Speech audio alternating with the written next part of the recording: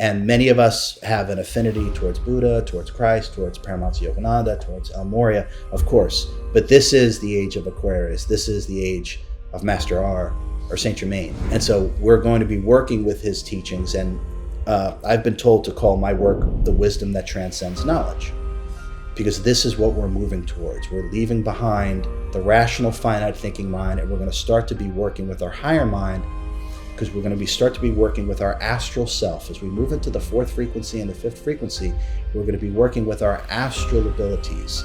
Astral abilities are, you could think of them as the clairs, clairsentience, clairvoyance, claircognizance, telekinesis, teleportation, etc. Those are talents, abilities, and aspects of the I am, of what we really are, which have nothing to do with the physical body.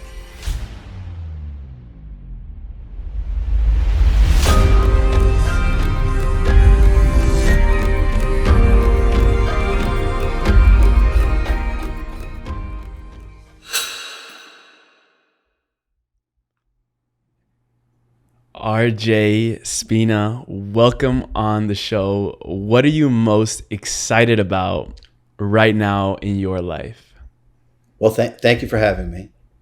What a great question. What am I most excited about?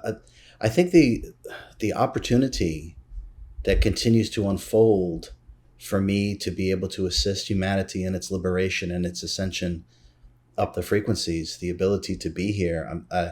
Sometimes I can't believe that I get to be here in this suit as RJ and continue to do my earthly work. I'm most grateful that I get to serve as beautifully and as powerfully as I can. Yeah. And it was definitely within your life plan to be able to be doing what you're doing. Your last name being Spina. I am from Latin America. I'm Colombian, so I know La Spina means the spine. And you literally, to do things that were unlimited and that were extraordinary in your life, you first had to become unlimited and extraordinary within yourself.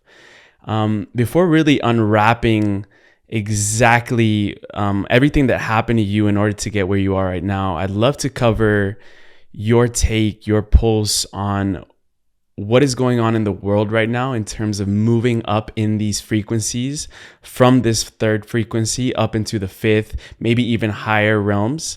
Where do you see humanity heading? You talked about the freeing of humanity. What exactly are we getting freed from, and where are we going?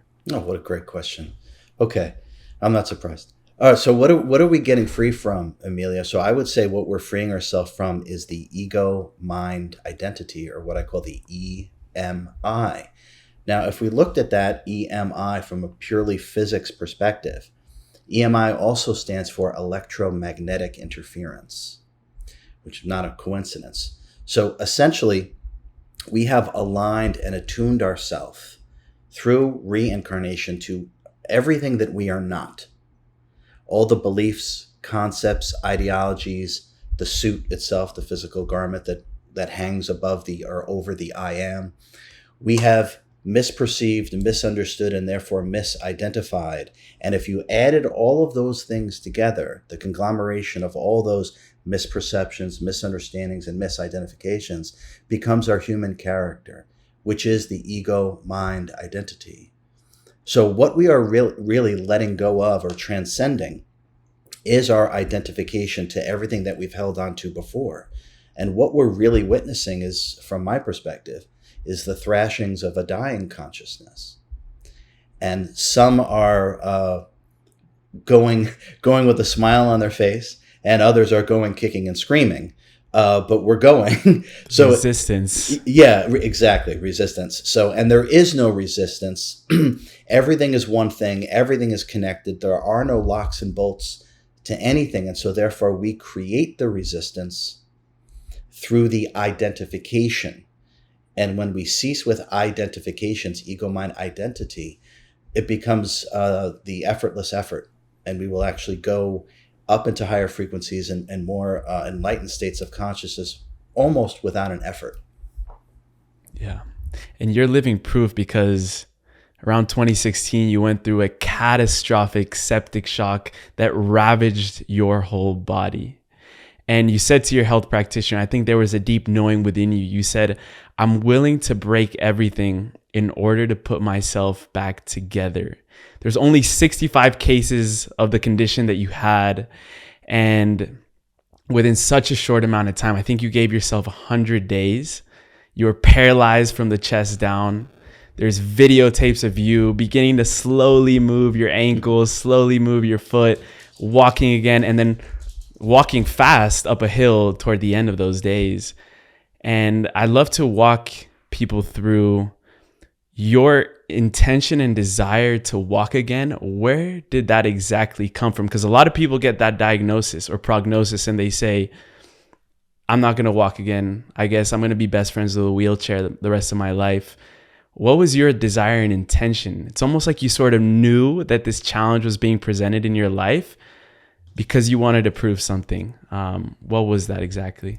Well, I wanted to prove to myself yet again that I could put my destroyed body back together again.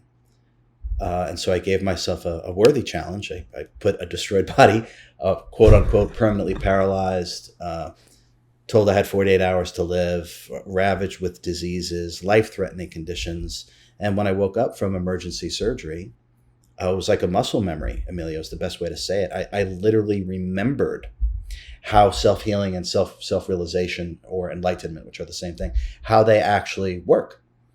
And right there in the ICU, as you stated, I documented all this. Right there in the ICU, I started explaining the enlightened metaphysics of self-healing and self-realization in great detail.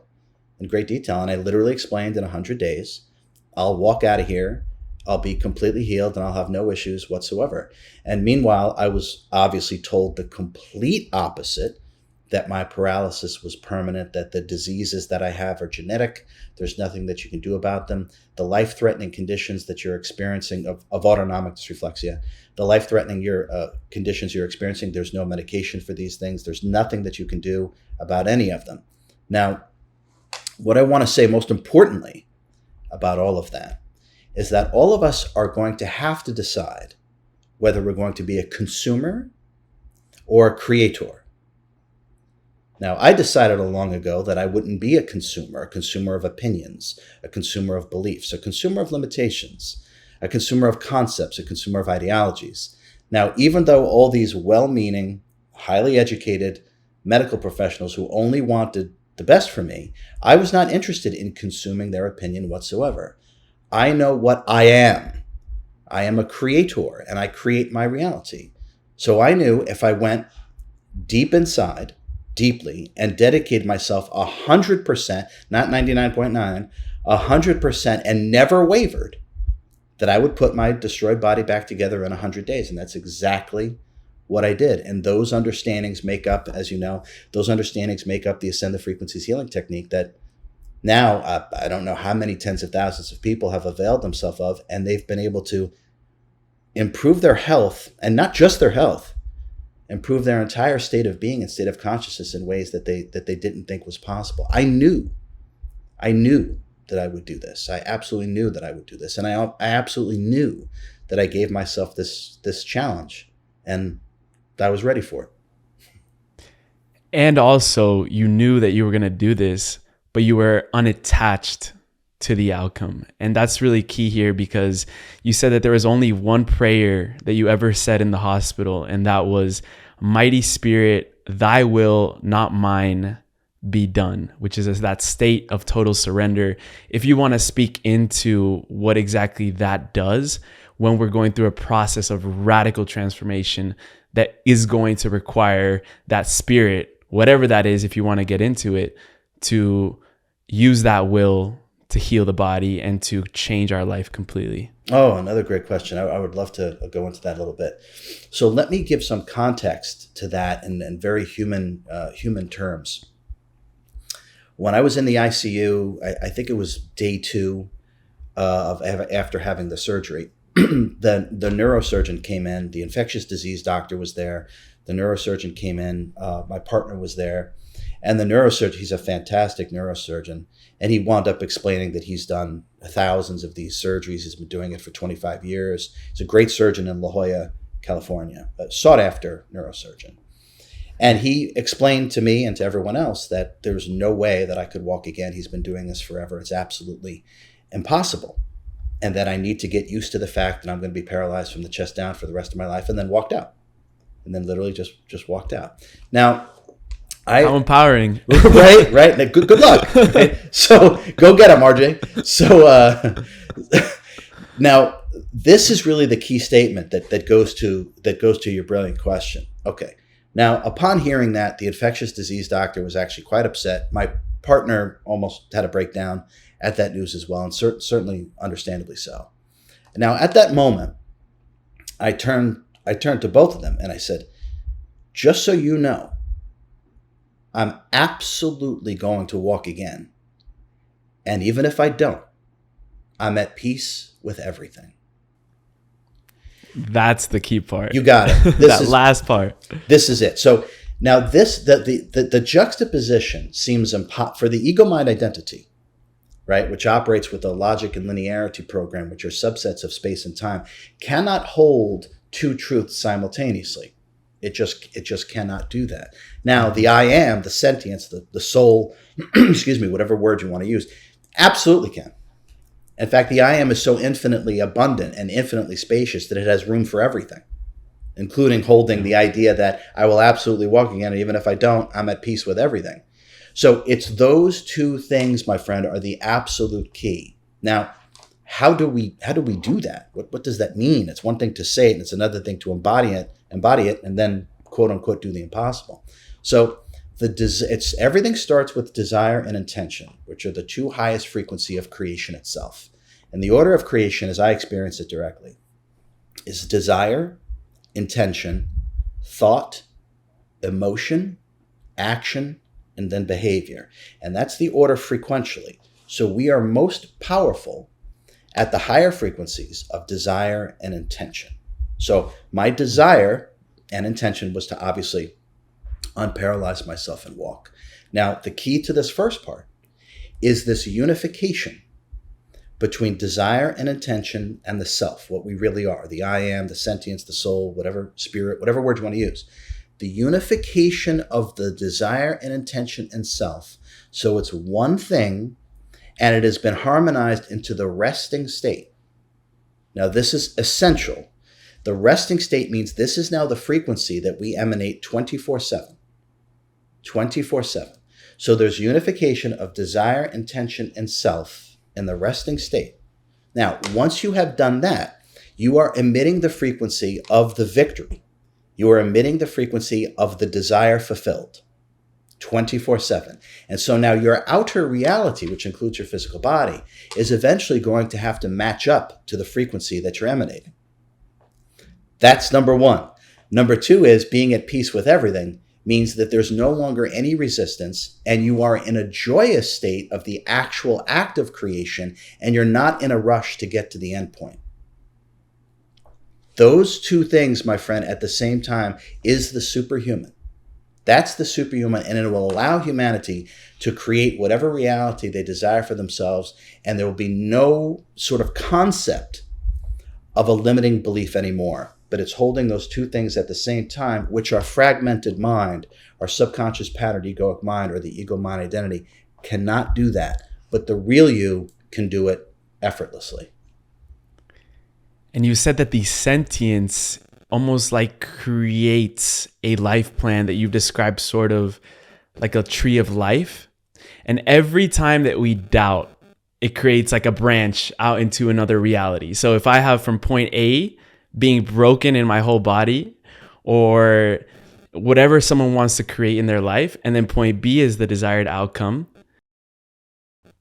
any moment that we doubt creates a parallel reality. If you would like to get into what happens with that power of staying focused and not allowing anything else to doubt our thoughts and our will, what happens then when we don't allow doubt? Another great question. I love it. Okay, so I say in the book that doubt is death.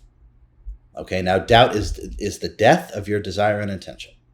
Okay, so from my direct experience, the tree of life is exactly what we're talking about. Okay, so let's think of the main trunk of the tree. So let's think of the main trunk as our set out life plan before we reincarnate. All the data points, along the life plan that we're going to experience. And the purpose of those data points ultimately are to be so life altering that they wake us up into a state of self-realization and we move past the limitations of the ego mind identity. That's actually what those data points are for. Okay, so if we go back to what your question, the main trunk would be being completely and utterly on your life plan. No questions, no wavering. Intuitively, you know what to do moment to moment, day to day. You know what to say, what not to say, who to do it with, when to do it, and so on and so forth. Intuitively guided. Okay. Now we're on that life plan, the main trunk, solid, all that energy in that trunk, right? Now, as soon as the ego mind identity or the programmed subconscious egoic mind takes over instead of the I am, or who and what we really are, is leading the incarnation, the ego mind identity will doubt. They're like, well, but what about this? But what if I can't do this? But what if this happens? But what if I'm not smart enough? What if I'm not strong enough? Okay, so now what happens is, instead of going along the life plan, we have now created an alternate option of things not coming to fruition. So now the energy that ultimately is best served to actually complete the trunk and go along your life plan, it now goes in this direction. But what if this happens? So now that energy branches off, and we now have created a parallel condition. So whenever there's energy behind anything, that means that there's evolution possible. And so because it's all God, source, creator, and God, source, creator is obsessed with its own evolution, as I am, then that actually comes to fruition. And then a parallel reality is created. Now that energy is now going towards a branch of the tree instead of maintaining the strength of the trunk. So every time we doubt ourselves, we create a branch and we're weakening ourselves energetically, and we're taking ourselves off our main trunk or our main life plan. And that, when we step back from a higher consciousness perspective and actually look at that, that is actually the tree of life. So the key is, if we want to be as powerful as we possibly can, is to never doubt ourselves. And how to never doubt ourselves is to never let the ego mind identity or the pattern subconscious mind make the decisions in our life, to be so present and deeply connected to who and what we are that intuitively we know what to do. The rational thinking, finite, fragmented mind never actually gets in the way, never creates a parallel condition, thus weakening ourselves energetically and thus making the fulfillment of our initial desire and our life plan less likely to actually occur. So let's put on our Avengers suit right now and go completely multiversal right now, because you've mentioned that we are in this physical universe.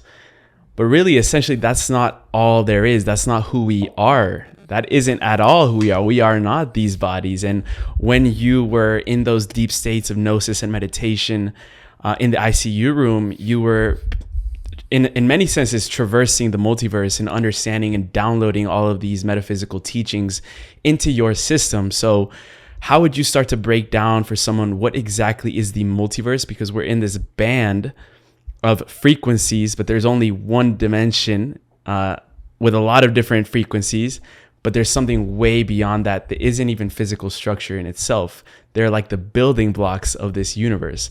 How would you begin to break down what we're in this multiverse? Another great question. I would begin very carefully and accurately, hopefully. Okay, so we often hear the term that we're in the third dimension and going into the fourth or fifth. Okay, so the first thing I want to be clear about is that energy does not exist dimensionally. Energy exists in frequency or frequentially.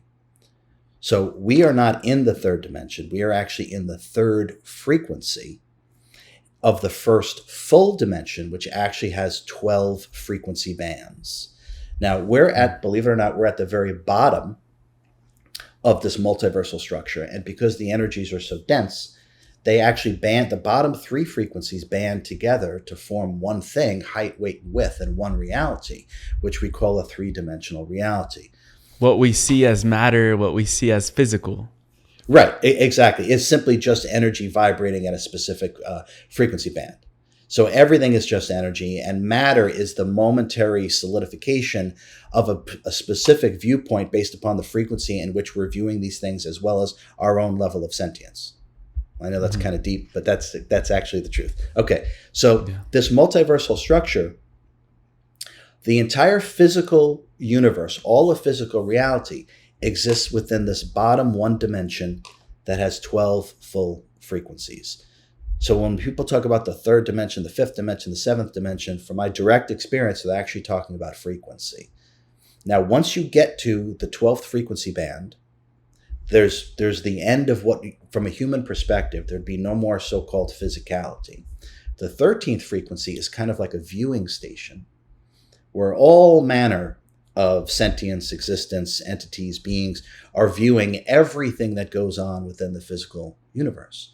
And then once you pierce, and that's kind of what it feels like, you pierce a membrane of the first full dimension. It's kind of like you just, and you actually just go through it. And now you're in the bottom frequency of the second full dimension, and there's no such thing as physicality. And your desire and intention, as soon as you have a desire and intention, it happens instantaneously.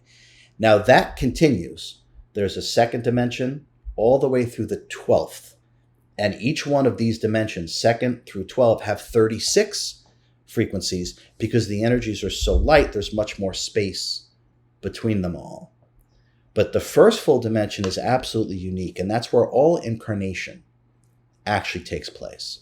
Now, once we're able to move all the way to the top of the entire multiversal structure, which is inside of God, source, creator, whatever word you want to use, it's actually inside of God. The image that I give, it's inaccurate. It's just an image. It's something for the mind to work. So imagine God is shaped like a person, which is so far from the truth. But anyway, God shaped like a person. So imagine God hollowed out, say from the waist down, hollowed itself out. And then in that area of itself, it created the structure, this multiversal structure.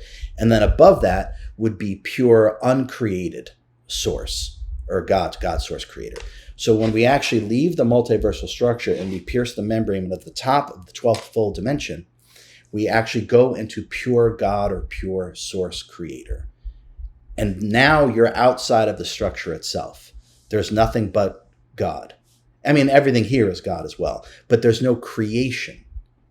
It's pure God. So the multiversal structure, 12 full dimensions, the bottom dimension, and dimensions house frequencies. They house frequencies. The bottom first dimension are all these 12 frequencies, and that's where all physicality actually exists. And then beyond that, no sort of physicality. And then beyond the 12th full dimension is actually God. And then you can actually leave God itself and go beyond God. And when this started happening for me, this actually started happening for me when I was a kid.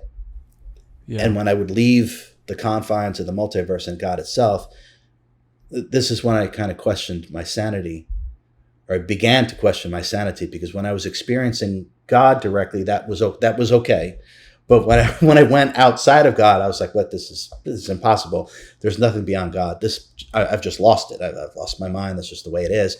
But there really is a lineage. It's incredibly rare, but there really is a lineage. And the Hindu masters talked about the absolute and the all there is, and the 12 gods that exist. And this is what the Elohim are, and that's still in the Christian and Judeo. Without going too far, Emilio, that's still in the Judeo-Christian text. So I was experiencing what was beyond our God, or the other gods, the Elohim, and then the absolute, or the all there is. And these are some of the things that I teach in my self-mastery course.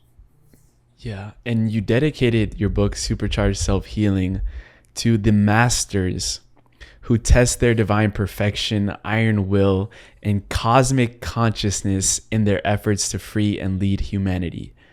So who are these masters that you are referring to when you dedicate this whole journey of yours of, authentic healing? Who are they, and what have they represented in your life? Okay. So these are the ascended masters, and there are, from my direct experience, there are 13, what I call old school. The OGs. The OGs. You got it. There are 13. So there's 12 gods, and then there's the absolute, or the all there is, as the Hindu masters, from my perspective, absolutely captured correctly. So there's all of existence, and this all of existence created 12 mini versions of itself so it could understand itself. And these masters, the ascended masters, are the true teachers, the true timeless teachers, of humanity, and each one is represented by these different gods. And so there's 13 of them. So when we talk about beings like Master Sananda, which we know as Christ, that being's name is actually Master Sananda. But when we talk about Christ, we talk about Buddha, we talk about Saint Germain, we talk about El Morya, we talk about Paramahansa Yogananda. We're talking about these are the old school ascended masters, the timeless teachers of humanity who keep showing up here to move consciousness forward. And what I think is new to humanity is the understanding that these beings are actually from these different gods. El Morya, for my Master M, who was Sri Yukteswar, who was Akbar the Great, who was King Arthur, among other incarnations. That specific ascended master is actually from our God. All these other ascended masters, Buddha, Christ, Saint Germain, who's known as Master R, they're from these different gods. They have been projected or donated from the Elohim. They are the children of the Elohim. They have been donated into each other's environment, each other's version of the multiversal structure, so they could experience what each one of their colleagues is doing and also assist in the evolution of them and the creation. And so the ascended masters do keep showing up. I know it's an accepted spiritual belief that these beings are being channeled all the time, but it's not an accepted belief that they keep reincarnating. And some of them are here now. And so they keep reoccurring or reincarnating over and over again to move the consciousness forward. And they have been doing this since before time was even invented. Yeah. And I'd love to hear your take on this, because there are these cyclical times in humanity around 26,000 years. And the last cyclical period was, many traditions call this the age of Pisces. And now how we're entering the age of Aquarius. I was learning the other day about ascended masters, and that Jesus and Buddha were sort of the teachers of the past age of Pisces. And now we have beings and ascended masters like Saint Germain coming in this period of the Aquarian age. I'd love to hear your take on that, because as well, people are probably asking themselves, how do I work with these ascended masters in my life? I know that in this lifetime, you've encountered, I think it was one of the OG ascended masters and another one. I'd love to hear that experience if you're open to sharing. And how do we start working directly with these ascended masters? Okay. Brilliant question after brilliant question, my friend. Okay. So all of us, whether we, consciously, we probably don't know this, but some of us do. All of us are aligned to one specific ascended master. So in other words, that means we've worked with them. We've worked with their teachings in their previous incarnations and in our previous incarnation, even though it's all happening at the same time. But we've worked with them. We're familiar with their consciousness and their energy. And all of us are aligned to one of them. Now, many people, many souls that are here now are aligned to Master R. Master R's, some of the incarnations of Master R are Saint Germain, Merlin, Moses, Saint Joseph, the father of Christ, Sir Francis Bacon, the true author of Shakespeare's plays, Gilgamesh. I could go on and on. I list most of them. Amelia Earhart, Christopher Columbus, and others. So now that being, most of us that are here now, that are here for this ascension, are aligned with Master R, or people know as Saint Germain, aligned with Master R. Now, Master R keeps reincarnating different versions from the same higher self. From the same higher self. So this one higher self, when it produces, this is my little prop, it's my fist, but so right, I got to try some stuff, Emilio. So think of this fist as an octopus. Just go with me. Right? So when the octopus wants to know what the water is like down here, it drops one of its tentacles to see what the water is like. So when the higher self wants to experience the low frequencies of the physical universe, it projects an aspect or a soul, which is you or me, into physical reality. Now, those incarnations that I just talked about, those are all incarnations from the same higher self. Now, that higher self that's projecting those incarnations, most of us that are here now are aligned with Master R, or the being that we know as Saint Germain, which is just one incarnation of that higher self. Now, we are used to working with the teachings and the consciousness Plato was another incarnation of that being as well. So we're used to working with the teachings and the consciousness of Master R, and he is representative of this turn in terms of Sri Yukteswar, called these the yugas, right? The holy science, the cyclical nature of 26,000 years. He is the Lord of alchemy. He understands healing and magic like no other. And so he's representative of this age. And so his teachings are vital for us to move our consciousness forward, to be able to work with ourselves properly as we ascend the frequencies, which is why I call everything I do ascend the frequencies. Now, all of us at some point or another may have encountered these other ascended masters, whether it be Buddha or Christ or Paramahansa Yogananda and so on and so forth. But everyone here now is working with the energies and the consciousness of Master R or Saint Germain, because it's like the missing spice. It's a silly analogy. It's like the missing spice within the perfect stew. And so his consciousness and his energy, as he keeps reincarnating here, is the perfect element to make everything just right for our ascension.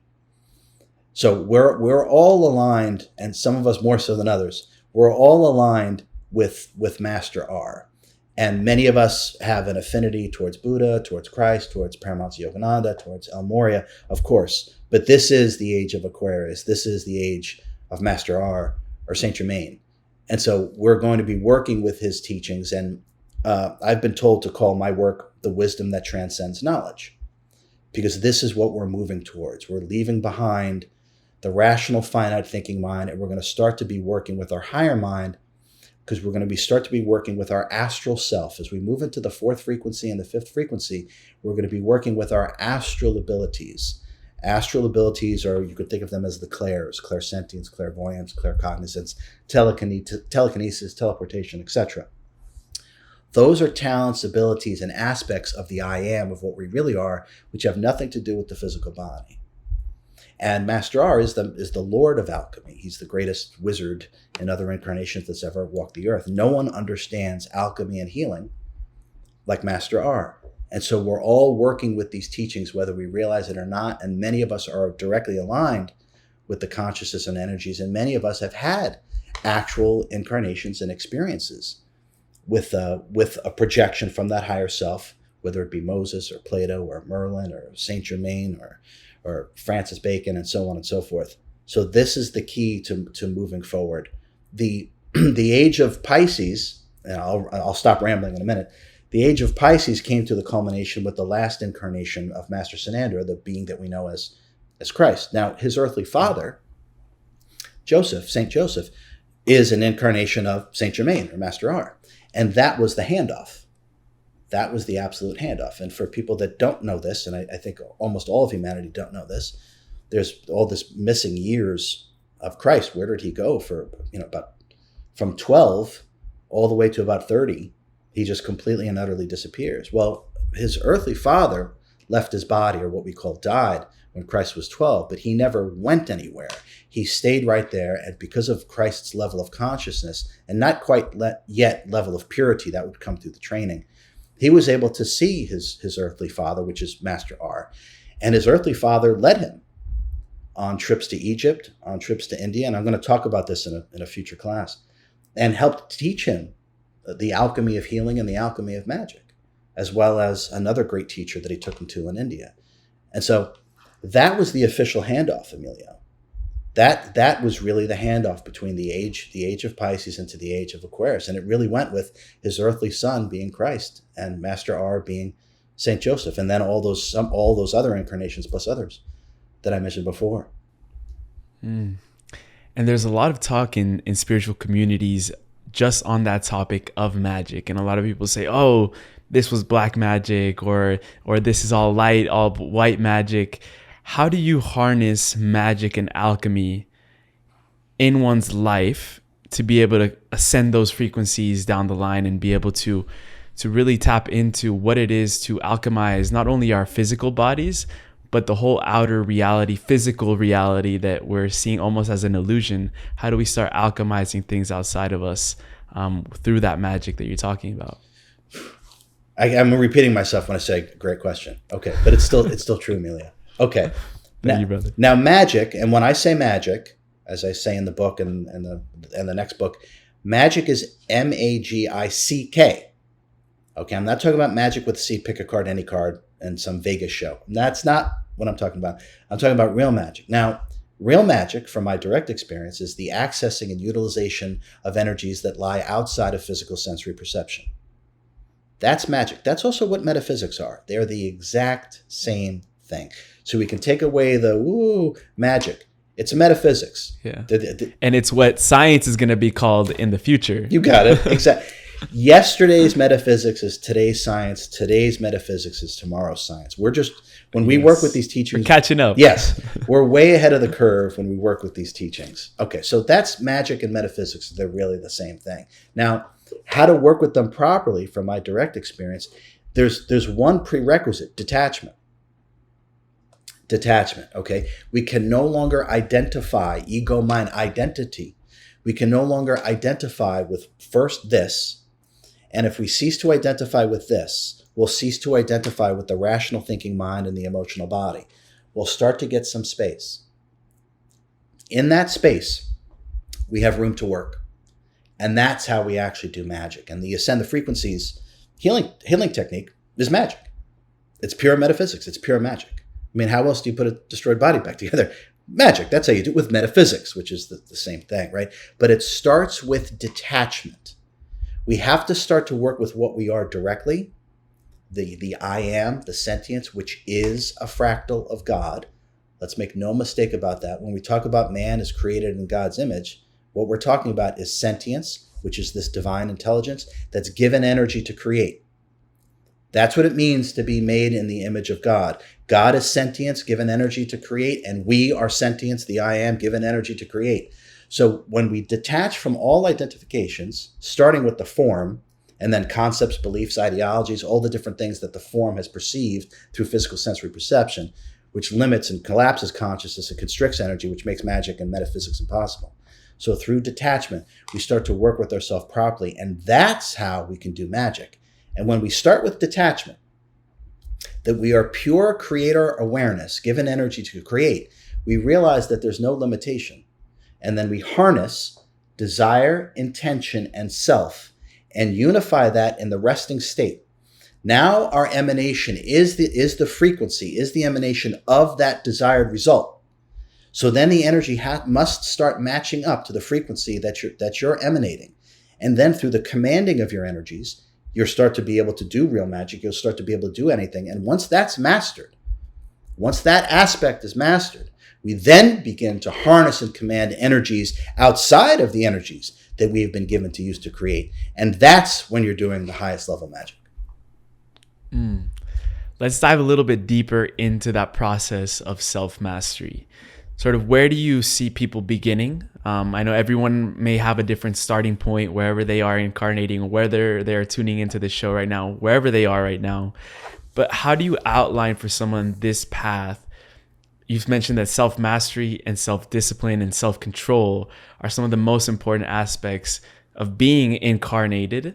So how would you begin to outline for someone this path of self-mastery? I mean, something that you did, putting your body back together, that highlights a high level of self-mastery. Maybe not everyone's soul chooses to have that experience, but how do you outline for someone that they can also achieve self-mastery wherever they are right now incarnated in this life? Beautiful question. Okay, my third book that comes out next August are Teachings of Self-Mastery. So the short answer is get the book when that comes out, because it's the Teachings of Self-Mastery. Okay. But in terms of your question and our conversation, we are the I am, a divine intelligence, which is really our level of love and wisdom, whose subsets are our talents and abilities. Okay, that's what we actually are. Now that I am, that creator, is given energy to create. Self-mastery is complete control over the energy that you are given in order to create. That's what self-mastery actually is. So if we use energy for everything, which we do, every thought is a manipulation of energy, emotion, as I talk with my hands, moving my hands, everything is us commanding and manipulating energy. Self-mastery is total control over the energy that you're commanding. That's what self-mastery is. Now, from my perspective, that starts with the ability to endlessly and perpetually be present. So in other words, not thinking, right? Meditation. Meditation. Okay. The self, the I am, what we are, is meditation, Emilio. We exist before there's a thought. Okay? Descartes is an idiot. I think, therefore I am. Materialist. Incorrect. You are before there's a thought. Okay? He's completely and utterly wrong. Completely and utterly wrong. It's set humanity back in terms of philosophy and consciousness a great deal. It annoys me. It's a pet peeve of mine. Okay. So the ability to be present. Now, how do we do that? Okay, there's all sorts of what I call magic tricks for instantaneous meditation in that book and in the second book and in the third book, by the way. So the ability to be present. Now, all we have to do is just pretend that we just arrived here. No past, no future. Now, what happens is the energy drops down out of your mental body, because mental body thinking past, future, okay? Pretend you just arrived here, no past, no future. The energy actually, if we could see this, what actually happens is the energy drops down out of the mental body, drops down out of the emotional body, and actually starts to sit in where the gas tank is within human form, which is just beneath the belly button above the groin. Now we have total mental clarity and complete emotional stability. Now we're at the starting point of self-mastery. We have complete command over our energy. Now it's our ability, through self-control and self-discipline, our ability to create the life that we most desire, that is most representative of our higher self and our higher mind. And we can only do that through the commanding and manipulation of our energies. So as soon as the energy goes back up, what I call into personhood, into the emotional body and the mental body, which is just the programs that are running here, we've lost self-control and we have no self-discipline, and therefore there is no self-mastery. So the most important teaching is the ability to be present and to maintain that. And that's what people call meditation. But we are meditation. The self is meditation. We don't have to do anything to be present. All our effort and straining is in trying to be someone and something that we're not. So when we start to realize the truth, it's effortless to be present. And now you have complete command of your energy. And the more present that you are, the more you're going to start to detach from all the identifications, concepts, ideologies, roles, and all your energy starts to come back to you. Now, once you have all of your energy, you are immensely powerful. And now, through the self-control and self-discipline that we've learned through being present perpetually, we can now command our energy powerfully like an authentic master, and we can create anything that we truly desire. So it starts from the ability to be present, and then being able to let the I am or the true self dictate or speak to us without words, this feeling, this knowingness of what it is that is best for us and best for the collective simultaneously. And that's when you're knowing you're working with your true self. It's for your highest good and everyone else's highest good simultaneously. If it's just for your highest good, that's your ego mind identity. If it's just for everyone else's higher good, that's just your ego mind identity playing tricks on you.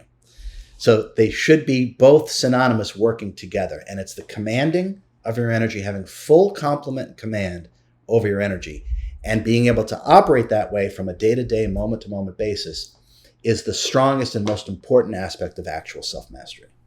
And RJ, I'm going to need some help from my guides putting this question into words, but it was just an insight that came through as you were explaining that. And that is, if we spend so much time and energy on the mental body, on the emotional body, that's not truly who we are. That's putting our energy outside of us. Then why was the mental body and the emotional body created in the first place? Great question. Okay. So the lower frequency, where we are, the lower frequencies of the physical universe are an experience of limitation. Okay. So let's back up and have a very large picture from a higher consciousness or enlightened perspective. What are we really talking about here? Okay. What we are is immortal, perfect, divine, whole. just like a fractal of God. We are a fractal of God. We're lacking nothing, missing nothing, and we're literally immortal. So what does a limitless, immortal, perfect creator being like to experience? Limitation. The What's opposite. that? Right. What's that like? What's it like not to be connected to everything and everyone perpetually? What would that be like? What would it like to be so disconnected from where we normally reside and having complete, think of it as the fastest high-speed internet. Everything is connected, right? And all the way down here, we're just working with an abacus, right? We have no connectivity, no bandwidth to anything down here. So an immortal, perfect creator being wants to experience everything. And part of that, what it wants to experience is limitation. And by being able to reconnect to who, self-realization, enlightenment, or God consciousness, which is even past that, by being able to reconnect with who and what we really are, when it's the most difficult to do it, is where we get the most growth. The most evolution happens when we're here. Enlightenment does not occur, when you leave your body. It only occurs when you're incarnate, because that's where it's most difficult. So here's one more silly analogy. Think of the high diving, like in the Olympics, off the diving board, right? So Emilio, if someone does a swan dive and it's perfect, right? It's like a 7, 6.5 second. It's an easy dive. I can sort of do a swan, right? Okay, so that's an easy dive, right? But then someone gets up there, triple backwards, flip, somersault, right? And they do a really good, not perfect, but a really good job. That's a 9, 9.5. So what are we talking about here? Degree of difficulty. The evolution of our consciousness happens through the degree of difficulty. Now, that's why we're here. Because humanity is an experiment. I'll take it a little further. Humanity is an experiment. It's an experiment in individualized free will. Because it pretends the greatest efficacy of the evolution of consciousness possible, because we all get to evolve in our own way and in our own time. And God is obsessed, and I mean it, God is obsessed with the efficacy of the evolution of consciousness. And so am I. So am I. So when we work with ourselves properly, like the teachings in these books, we are working with ourselves optimally. And we have to do that when we're all the way down here in the lower frequencies of the physical universe, so we can experience limitation, so we can see ourselves in the act of creation. Things are so slow here. We can see ourselves in the act of creation and overcoming our limitations. And that, in and of itself, is the evolution of consciousness. And it's why souls are projected into the lower frequencies of the physical universe. Yeah. And you've had the opportunity to see what it was like for other maybe species or planets other than humanity. You mentioned that humanity is an experiment in individualized free will. You said the other civilizations or other species have this sort of hive mind where they sort of operate like I think of it sort of like ants or bees. You see all the bees, like they go together, like they're a hive. So what is it like for those beings, species? Why did they choose to be incarnated in that hive mind? Is there also as much evolution there than it is here with individualized free will? What are sort of these differences that they have? There's less potential for the evolution of consciousness because it's groupthink. So you can't go at your own pace. You just can't. So it has to be everyone moving at the same speed with the same understanding, which is what makes it so difficult to be here having a human experience, because the collective consciousness has a great deal in terms of the reality that we're experiencing, because reality is created based upon what we believe to be real and true. That's it. Let me say that again. Reality is created based upon what we believe to be real and true. That's all. There's nothing here, Emilio. It's all undifferentiated stem cells. Energy is pure potential. Now, if there's so many beings seeing and experience things in the same way, that makes it difficult for the individual to break through that. Now, for a human being.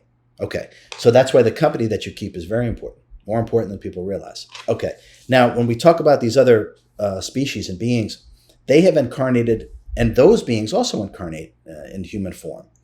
But they want to experience what it's like as we have.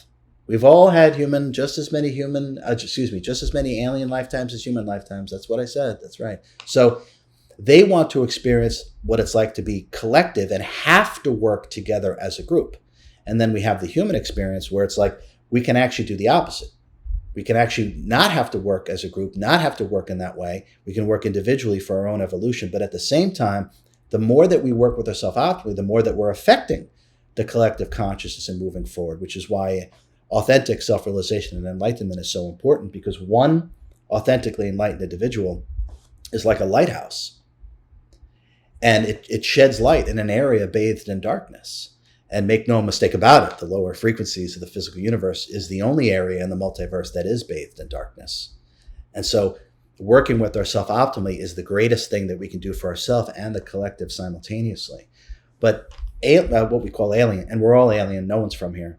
So when we talk about gray aliens, reptilian aliens, all these different kinds, they operate with a hive mind with a very limited sense of individuality to operate exactly how they desire in terms of their own evolution. While here, we can do the exact opposite. The greatest evolution, but there's always a balance. The greatest evolution possible is when we can evolve in our own way in our own time.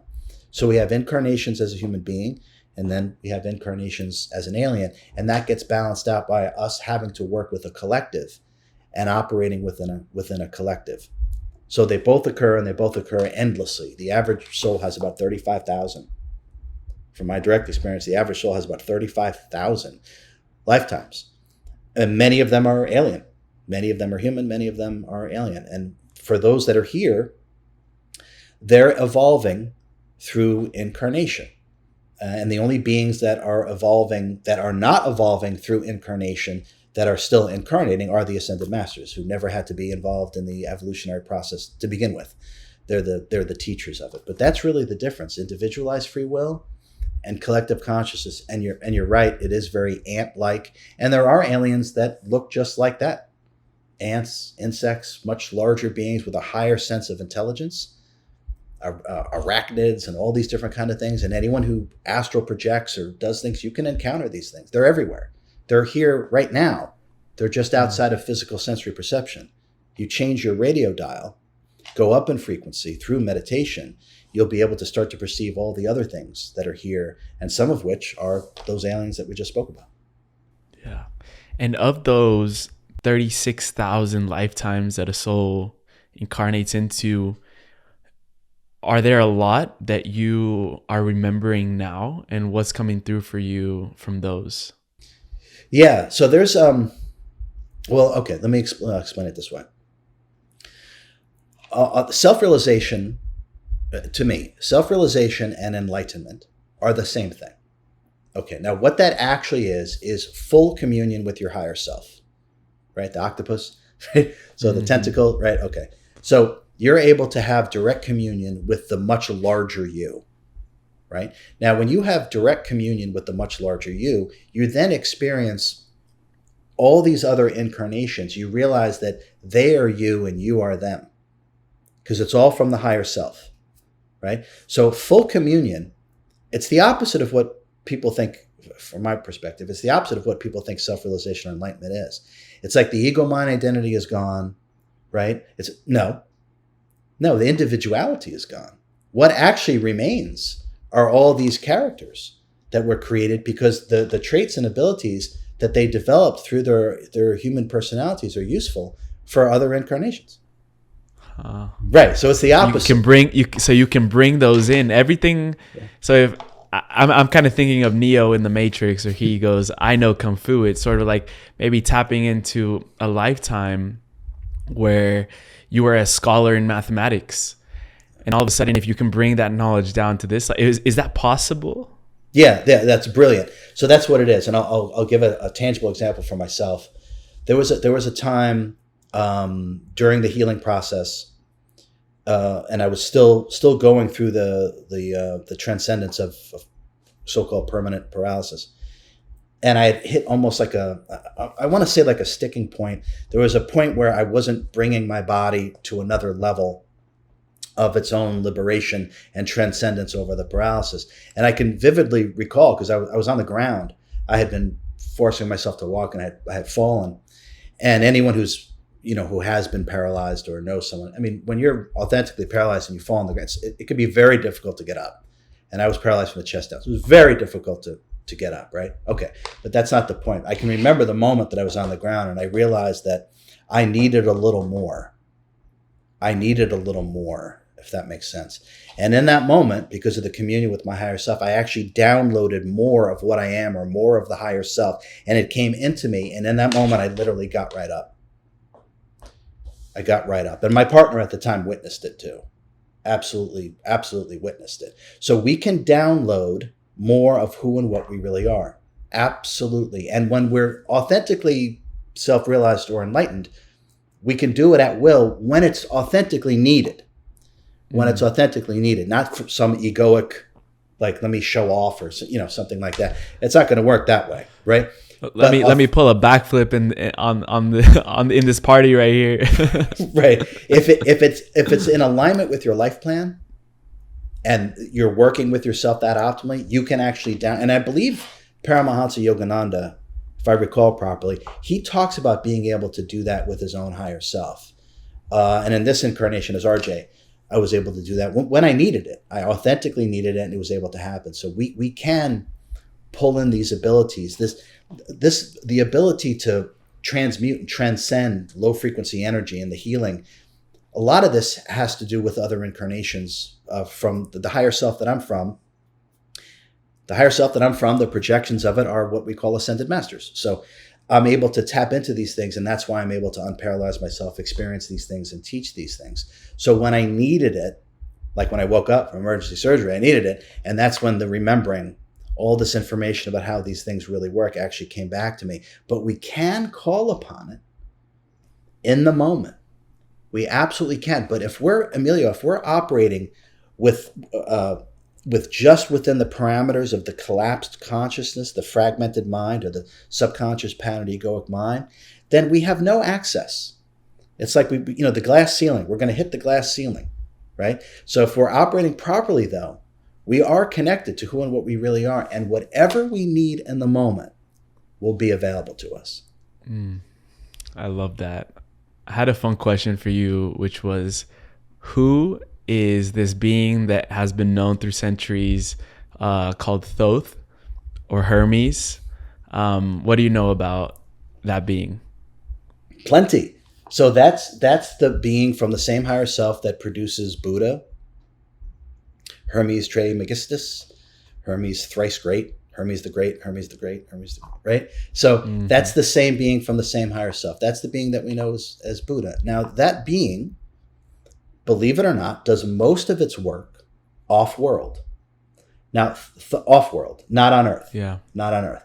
The most prolific ascended master in terms of human incarnations is Master R, the being known as Saint Germain, without question. Second would be El Moria, Master M. Those two beings work constantly with one another, and they have the most incarnations. They've kind of taken Earth very near and dear to their heart. Let's put it that way. Very near and dear to their heart. Thoth,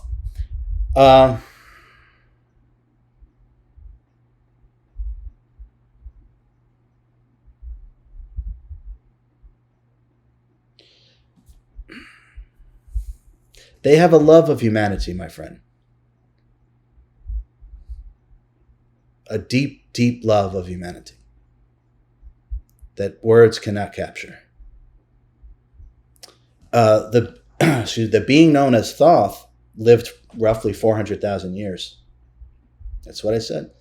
Lived roughly 400,000 years and founded Atlantis. Most of our esoteric wisdom and knowledge come from two beings, Thoth and Master R. Yeah. The Emerald Tablets. Yeah. Absolutely. Absolutely. Most of what humanity uses comes from, in terms of esoteric and metaphysics, comes from the being Buddha or Thoth and Master R, Saint Germain. That's where most of humanity gets it from. And I'll add a little bit to that. Most of their work, when they work together, and all the ascended masters work together, El Moria and Master R do the most work together, without a question. And Saint Germain works with everybody. He's very busy. Master R is very busy. So The reason why the being known as Buddha or Thoth and the being known as Master R, Saint Germain, do so much work, and the consciousness in terms of esoteric wisdom and metaphysics is because the gods that they are projected from, as they are children of the Elohim, those gods decided to create in a similar way. So let me, without it making no sense at all, when maybe none of this makes any sense, but the idea that those gods, Emilio, didn't create anything low frequency. So our God, right, created a multiverse, and we're in the low frequency. So God created a low frequency environment and a high frequency environment, right? The multiverse. Okay. Some of these gods, when they did their quote unquote version of the multiverse, which is nothing like this multiverse, but they created nothing of low frequency. So everything that is produced by those two gods is of supremely high frequency. And so therefore the consciousness and the understandings embodied by their projections, which we know as Master R and Thoth, are of the supremest frequencies in terms of understanding the mind and metaphysics and how it works. So there's a similar, to say there's a similar vibe, I'm really reducing it. That's not the right way to say it. But from a human perspective, they are supremely high frequency. There's nothing low frequency. And so they're able to work with themselves. They're able to work with each other, really. And they do most of their work when they work together. It's off-world. But they're so high frequency, and therefore their teachings and their embodiments are supremely high frequency. Yeah, because even in the Emerald Tablets, which we've known that the writer, the scribe for that has been Thoth. He even also mentions that he was the builder of the pyramids. And you also mentioned now that Atlantis. So why did he build the pyramids? You said he only builds things of high vibe. And these obviously are things, structures that have been around for much more than we actually have been told. And the pyramid was actually built with the intention of lasting basically eternity. Why did he build these structures on Earth? Okay. So we could think of some of these pyramids as, if they're used properly, they're used for enlightenment or self-realization. They're not coffins or whatever it is, whatever story. It's the opposite. Well, the death of the ego, maybe we could say it that way. The coffins are used for the death of the ego mind identity and actual enlightenment and transcendence. And it's by connecting, they're like energy amplifiers from much higher frequencies. And so you step into certain areas of those pyramids. It's literally like if you put something in a hot tub, it's going to get hot. So if you step into this environment that's been created that's supremely high frequency, it's literally going to obliterate all your low frequency misperceptions, misunderstandings, and misidentifications. And what remains is really you. And what you really are is God. And that's what enlightenment and self-realization actually becomes, the attunement to that. So these were designed to reach enlightenment, and these were designed to be energy amplifiers from these other star systems to assist in the evolution of humanity and its consciousness. Because you also talk about the power of the spoken word. So do you believe if one would go into one of these pyramids or structures, is there a certain, a friend of mine, Robert Edward Grant, he calls it like a multi-factor authentication code that once attuned to or toned inside the pyramids, we could really benefit from its full potential? That's an interesting way to look at it. Words are spells. The spoken word is a spell. And the voice inside our head is the spell that, as if Merlin were here, the voice inside our head is the spell we're putting over ourselves. So we got meaning from words based upon when there was a vibration emanated out, the effects that emanation had upon the energies in the ether are what gave meaning to that emanation. And that's where we get the definition or meaning of words. So now speech is one way that we can, and we talk about that in some of the books, right? Speech is one way that we can reprogram and actually elevate our consciousness. Now, if we were to speak in that kind of environment, I would just put it this way. We don't need to speak in those kind of environments.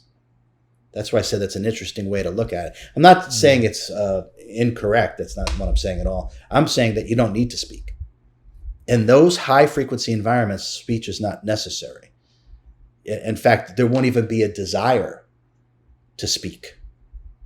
Once you start to reach higher frequency states of consciousness, everything is telepathic. And speech becomes useless. And so when I do my work, or however you want to call that, I'm not using my mouth, and I don't hear higher vibrational, higher sentient beings speaking with me. It's telepathic. And as we move into the fourth frequency and fifth frequency, we're going to start to work more with our astral self. And that has nothing to do with that. We become less and less physical and more of what we really are. And so the telepathy will become online. If we stopped using the technologies that we have today, we would actually, all of us would be much more telepathic. So it depends on our intention of why we're using it. If we didn't have the ability to get on a call like this and we were forced to connect through telepathy, I mean, think about how much better we would be at these things. So I would just say speech is not, you won't be impelled or compelled to speak when you're in a high frequency environment. But I would say that when you do start doing it, there is a decoding that happens. And it almost becomes impossible to speak falsely. And maybe that's what your friend is sort of getting at about this decoding. I would absolutely agree with that. But I would also say you won't even have a desire to speak. Yeah. It's interesting because I had another friend, he got the chance to live with the indigenous tribes down in Colombia. And he mentioned this story to me where they sort of brought him in and he was living with them for a while. And at night they would gather around a fire, the men, and they would sit in silence. But they'd be in such stillness and silence that he would start receiving thoughts from some of the other members that were in that circle. And there are moments in that period around the fire where they would all laugh at the same time, almost like if someone told the joke and they're all laughing, but no words were being exchanged. Is that where the rest of humanity is headed? Obviously, these are tribes that are completely shut off from civilization. They don't have a lot of technology, but they have the inner technology. Is that where sort of we're heading, or are we deviating? Where do you see humanity right now? What a great observation. It's going to be up to humanity. What do we most desire to experience? We're going to get to choose. Nothing is written. We create moment to moment. People talk about, it's prophecy. It's this garbage. We create our reality from moment to moment. That's based upon what we most desire to experience and what frequency we're emanating. So humanity can go either way. I could tell you for a fact I didn't come here for the de-evolution. I wouldn't be here for that. I can tell you that for a fact. So I think we're going to start to see a blend, if you ask me. I think we're going to start to see more advanced technologies that are working in the direction for the liberation and freeing of humanity, such as healing, connecting our consciousness. But we have to tread that very lightly, because what sounds like a great idea often has a very negative intention behind it. Okay? And only through detachment, not identifying with what's going on, will we be able to discern what's really best for us. And I hope everyone remembers what I just said. Only through detachment will we be able to discern what's best for us, right? Some things may look great, and they're not. Some things may look, I'm not really sure, but look into it. That actually portends the greatest evolution of consciousness possible. It's going to be up to us, Emilio, what it is that we want to experience. The greatest technology that's ever been created is our consciousness. The more that we work with that directly, the greater the evolution of our consciousness will unfold, and the more that we'll feel like ourselves. But I do think there'll be a blend. There'll be some interesting technologies that get released that already exist, but there'll be some interesting technologies that get released. And as we're moving up in frequency, more of our astral abilities come online, and a rising tide lifts all ships. So if someone is already, let's say, I'll use the word psychic. I hate that word. But anyway, let's say someone is very psychic, right? And we start moving up the frequency. their ability, so they get a boost too. So their abilities are going to become even more prominent and profound. So that's how that works. So we want to work with ourselves optimally. And as we ascend the frequencies, more and more talents and abilities come online. So those that are working with themselves in a masterful way, as we move up in frequency, they're going to have access to anything and anything that they desire, that they need in order to help themselves and help humanity simultaneously. So I think it's going to be a blend. I feel like it's going to be a blend. And I want to reiterate what I just said. I didn't come here for the de-evolution of consciousness. That's not what I'm here for. So I want everyone to take that to heart. Okay? Yeah. Yeah. Do you equate consciousness with the sentience that you talk about? Yeah. Sometimes I use them interchangeably. So sentience, just to recap, sentience is our level, amount, or weight, believe it or not, of our divine intelligence. And don't associate intelligence with thinking, because thinking has nothing to do with intelligence or knowing. In fact, it's the opposite. So when I say divine intelligence, I'm talking about our level of love and wisdom, whose subsets are our talents and abilities. Now, that's what we all are. That's the I am. That's the God. That's the sentience, right? Now, that has been given energy to create with. Now, there is a difference between sentience and consciousness. And there's various levels of consciousness, right? All we have to do is look outside for a moment, right? The level of sentience or consciousness that is a tree, as I'm looking at a tree, is not the same as our dog or cat or as your neighbor, right? So our God created through variance. Now, it's all God, but it's not the same. It's all God, but it's not the same. Clearly, there's massive variance of levels of sentience or degrees of consciousness. Now, sentience is the key. Once something becomes sentient, that means it has the ability to be self-aware and evolve itself through its own creativity. Artificial intelligence. Right. Well, the only artificial intelligence is the ego-mind identity. My friend, that's the true artificial intelligence. So when we can learn through our own creativity, we become sentient. And then when we're not there yet, there's levels of consciousness. Like, let's say some of the cells in our body, right? Some of our kidney cell. I'm just picking something. Our kidney cells, they're programmed. They have a certain level of intelligence, and they're programmed to run a certain function, and they keep running that. They keep running that program. They're not sentient because they can't evolve themselves through creativity. And if we start to look at it from a very detached and higher consciousness perspective, we'll start to see life this way. We'll start to see this various levels. But what we'll also see is that it's all God. And when we can finally recognize the I am that's within you, that same I am is in everything else. I mean, what harm can you do to others when you see yourself in others? Yeah. How do you start a war with that mentality? You can't. You can't. So, and this hopefully, we'll get an energetic slap in the face and wake up and let's stop hurting each other. I mean, let's just stop. You're hurting yourself. That's God inside that body, right? The same I am that's in you is the same I am that's in them, that's inside a dog, that's inside a cat, et cetera, et cetera, et cetera. Yeah. Right? It's all one thing, Emilio. So everything is designed for us to come together. And we're going to have to embrace that, because that's the timeless truth. It's all one thing. So everything is designed for us to come together. Period. Full stop. And hopefully we all start to wake up to that truth. Yeah. And when someone is asked, where is your sentience? They might point to their head, right?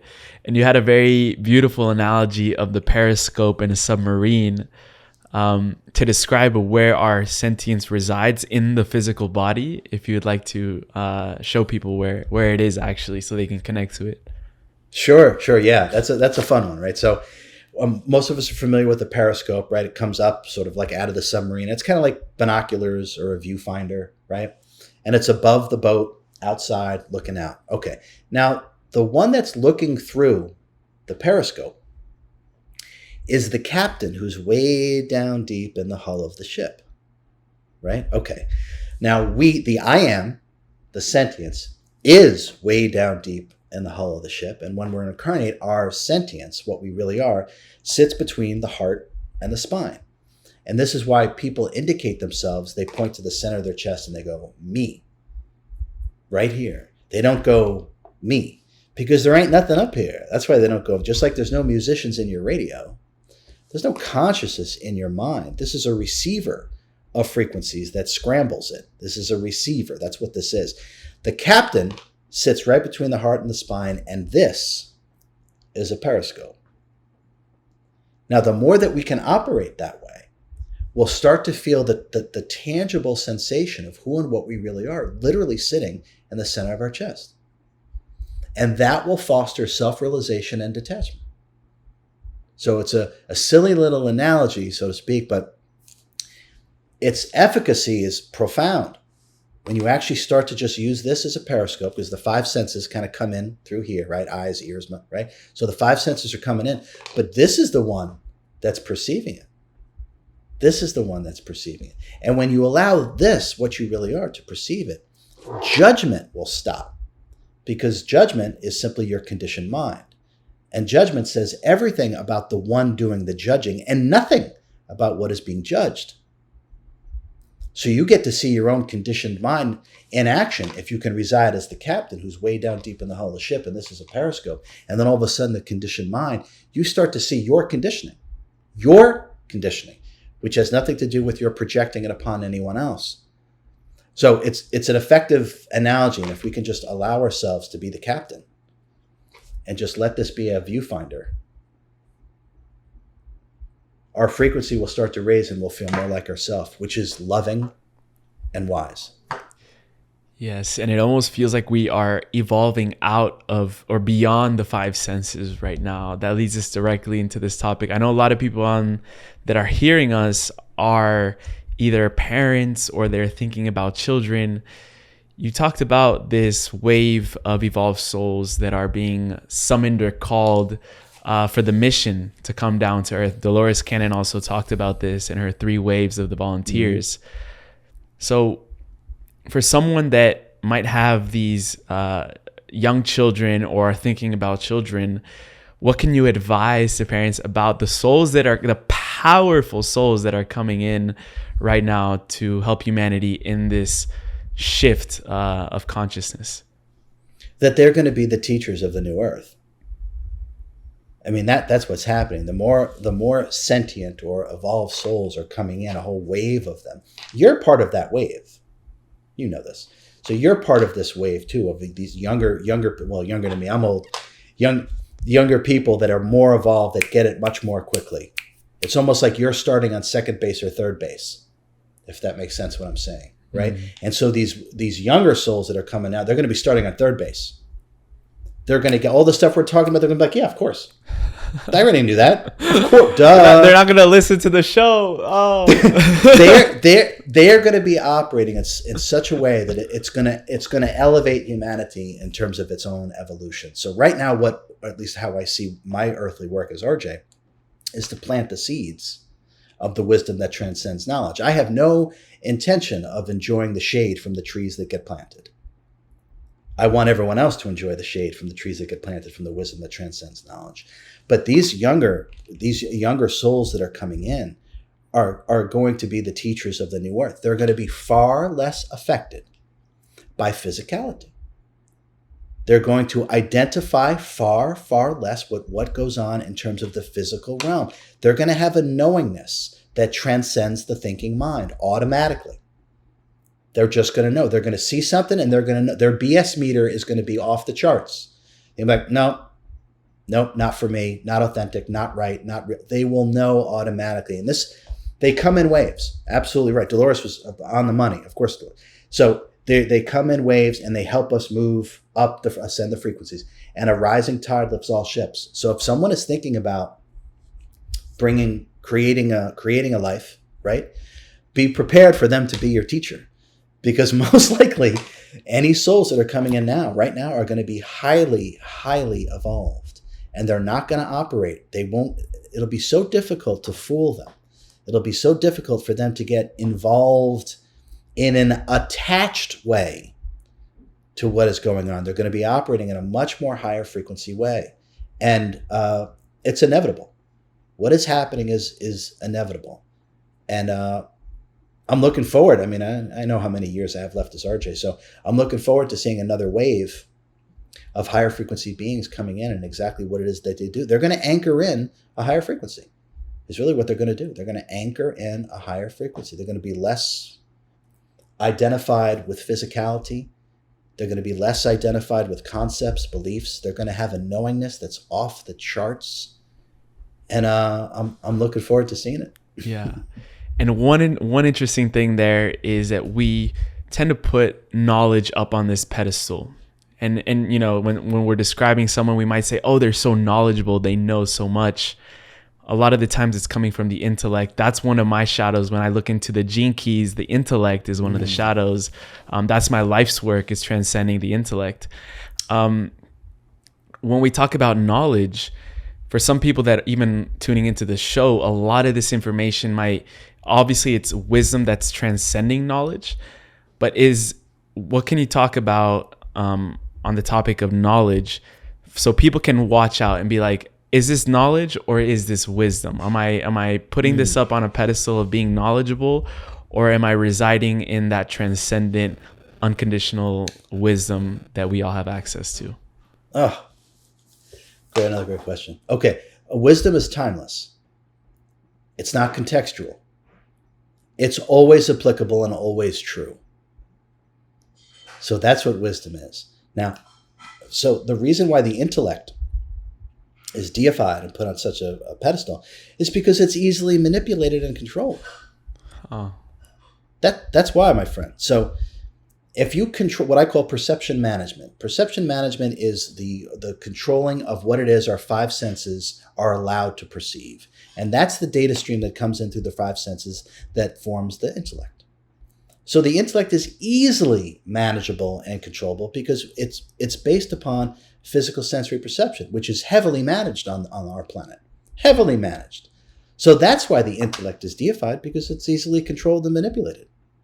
Wisdom is not.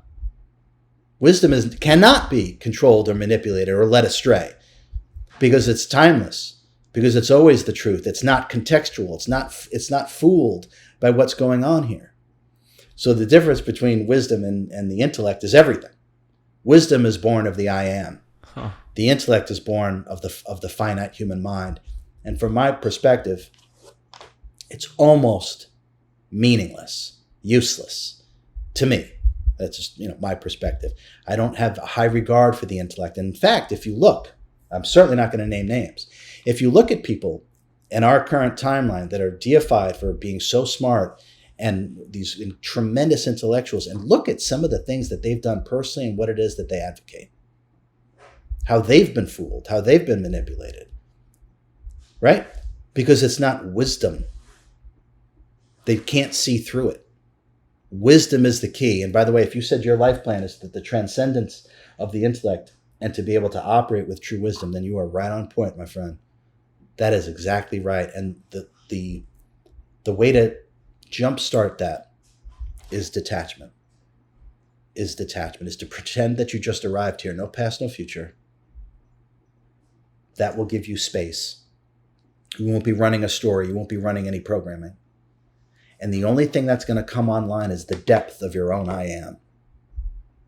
And now the wisdom is online because you're not running some program of a whole bunch of information that you've memorized that's been presented to you. Yeah. That you're supposed to accept as knowledge. The only real knowledge is knowledge of self, which is gnosis. Yeah. That's the only real knowledge. And I know you won't name names, but I will.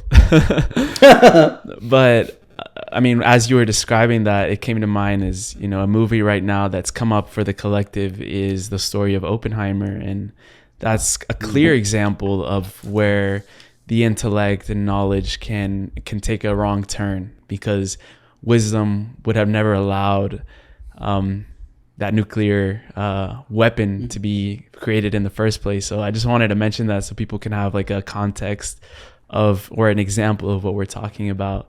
But we're going to end it on a beautiful note. We end every podcast, brother, with a segment called the Final Trio, which are questions that they're personalized to you that you can answer in any way that you want. The last question we ask at the end of every show.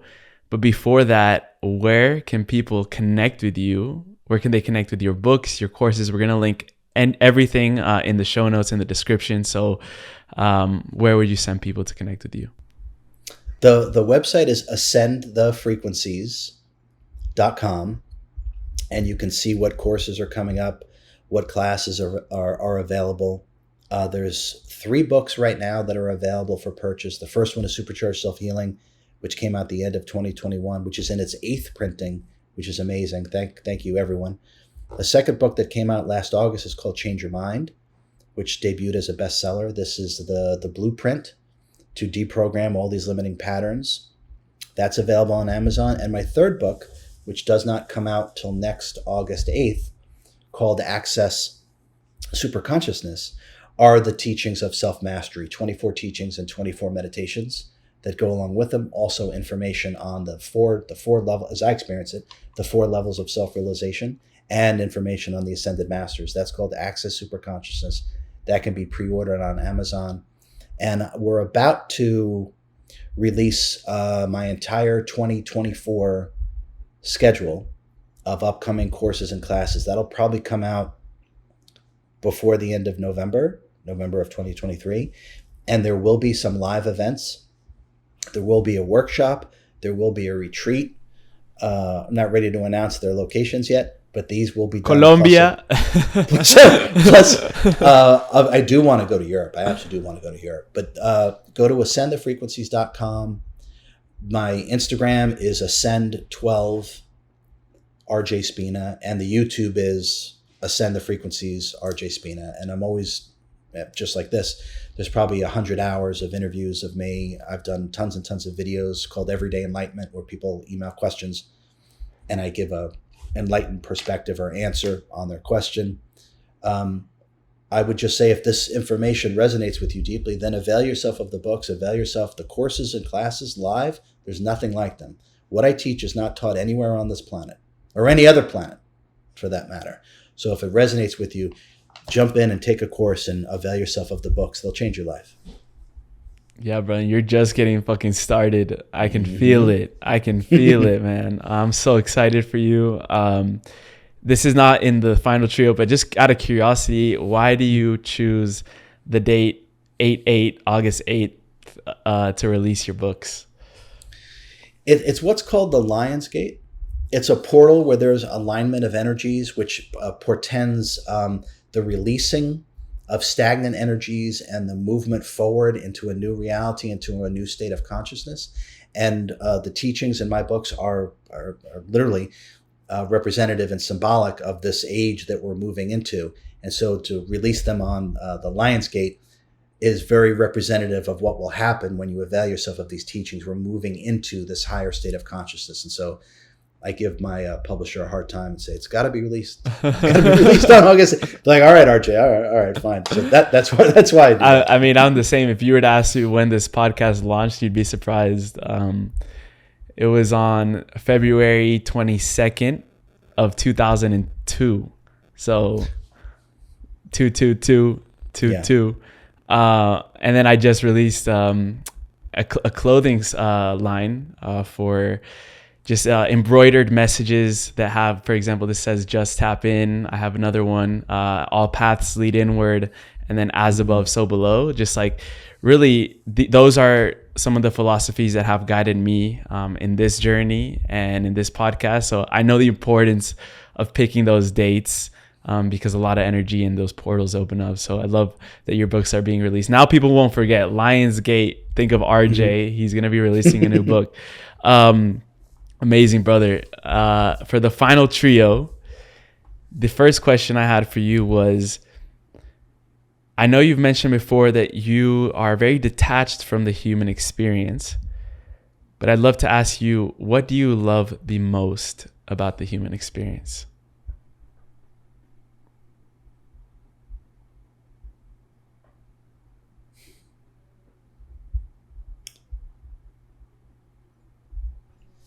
sometimes a deep sea diver has to put on a suit and dive in and go deep in the water to do work on a sunk boat or ship. So for myself, from when I do my earthly work, the ability to put on a suit, the human suit, and be here with all of you, and to have the shared experience, the collective experience of physicality itself. I think what I love most is that we're all here together, working together at the same time. I think that's what I love the most. I love that. And what is true freedom? True freedom is not doing whatever you want, whenever you want. True freedom is the liberation from the patterned subconscious mind and limiting body consciousness. Do you want to say that again? Just to drop it in. True freedom is not doing whatever you want, whenever you want. True freedom is the liberation and transcendence from the patterned subconscious egoic mind and limiting body consciousness. Amazing, brother. The last question, we call it the time capsule. So it's like an analogy, sort of hypothetical situation where we're looking down 15, 20, 25 years down the line for humanity into the future. And the younger souls right now, the younger generations at that point in human history are going to be stepping into leadership positions all around the world, whether that's through business, politics, science, spiritual organizations. And you had the opportunity to leave behind a time capsule for these next generation of leaders. It's not necessarily a physical time capsule. You can put in anything that you want in there. Doesn't have to be physical. And when these next generation leaders are opening your time capsule, they are going to have the tools necessary to lead in the new earth. So I would just summon your imagination to what would you include into this time capsule and leave behind for the next generations of leaders? A great question. Everything that I'm producing is RJ. The books, the videos, the courses, and I'm literally doing your question. I'm literally doing it. I'm going to leave behind the wisdom that transcends knowledge, which are going to be the teachings that humanity is going to use for the next 300 years to move themselves into a higher state of a higher consciousness and a higher frequency. So everything that I'm producing is RJ. And I think the one thing I would add to that is the violet flame. I'm a being of violet fire. I am the purity God desires. I would say that too, which I left behind before. Yeah. But I'll do it again. Yeah, the violet flame has been in throughout the whole conversation. I felt it. Yes, sir. Yes, sir. And I see you, brother. It's been such a pleasure just to get to know your work. I have a feeling that we're going to be doing this again much more often. I would love to, if that's something you're up to. And man, just wishing you the best on this never-ending journey of evolution. And thank you so much for sharing just a little sip of that with us here today. And I really hope that people go and just drink the whole faucet because there's a lot in there. So appreciate you so much. Thank you so much, Emilio, for having me on. Like I said, you're part of this wave of more evolved beings. The role that you play and the work that you're doing is more important than you may realize right now. Just keep doing it. And it would be my honor to be on here again with you. I look forward to it. Me too, brother. Much love. Likewise.